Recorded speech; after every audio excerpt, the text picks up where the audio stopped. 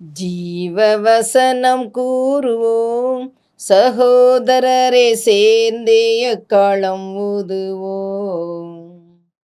கர்த்தருடைய நாமம் உயர்த்தப்படுவதாக. கிறிஸ்துவுக்குள் அன்பானவர்களே, இந்த நாளிலும் ஜீவ வார்த்தை ஒன்றை கேட்போம். மார்க்கு 11வது அதிகாரம் 18வது வசனம். அதை வேதபாரகரும் பிரதான ஆசாரியரும் கேட்டு அவரை கொலை செய்ய வகை தேடினார்கள்.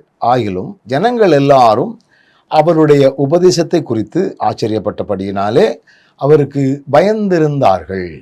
இங்கே வேதபாரகரும் பரிசேயரும் ஆண்டவருடைய உபதேசத்தை கேட்டு ஆண்டவரை விசுவாசித்து கொண்டிருக்கிற மக்களுக்கு அவர்கள் பயந்தார்களாம்.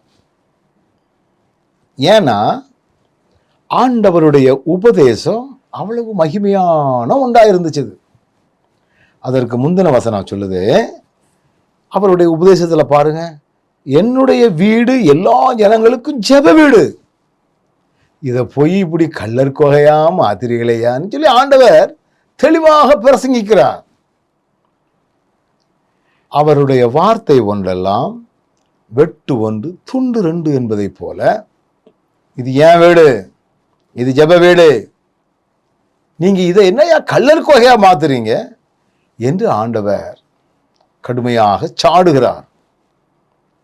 இப்படிலாம் ஆலயத்திலே கடந்து வேலை செய்கிற வேதபாரகர் பிரதான ஆசாரியாரெல்லாம் நம்ம வேலைக்கே வேட்டு வச்சிருவார் போலுக்க, நம்ம வருமானத்துக்கு இவர் வேட்டு வச்சிருவார் போலுக்க, நம்ம இதை வச்சு பிழப்பு நடத்திக்கிட்டு இருக்கோம், இவர் வந்தல்லவா இப்படியெல்லாம் பிரசங்கம் பண்ணிக்கிட்டு நமக்கு எதிராக செயல்பட்டு கிடக்கிறாரு என்று எண்ணி இதை இயேசு கிறிஸ்துவை கொலை செஞ்சிடணும் அப்படின்னு ஒரு தீர்மானம் பண்றாங்க, முடிவு பண்றாங்க.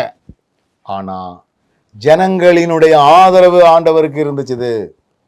ஜனங்களை தனக்கு ஆதரவாக ஆண்டவர் ஒரு நாளும் பயன்படுத்தினது இல்லை. எனினும் இது வசனம் மிக தெளிவாக சொல்லுகிறது பாருங்கள். அவருடைய உபதேசத்தை குறித்து ஆச்சரியப்பட்டபடியினாலே அவருக்கு பயந்திருந்தார்கள். ஜனங்கள் எல்லாரும் ஆச்சரியமா பார்க்குறாங்க. இப்ப நம்ம இவர் மேல கைய வச்சா நடக்கிறதே வேற. அப்ப ஆண்டவருடைய மகத்துவத்தை பார்த்தீங்களா? நாம் சொல்லக்கூடிய உபதேசத்தில் உறுதியாக இருந்தா நமக்கு எதிராக எத்தனை தீங்கான காரியங்கள் நிகழ்ந்தாலும் ஆண்டவர் நம்ம கூட இருந்து நமக்கு தேவையான பாதுகாப்பையும் எதிராளிகளுக்கு பயத்தையும் உருவாக்கக்கூடிய ஆண்டவராக இருக்கிறார்.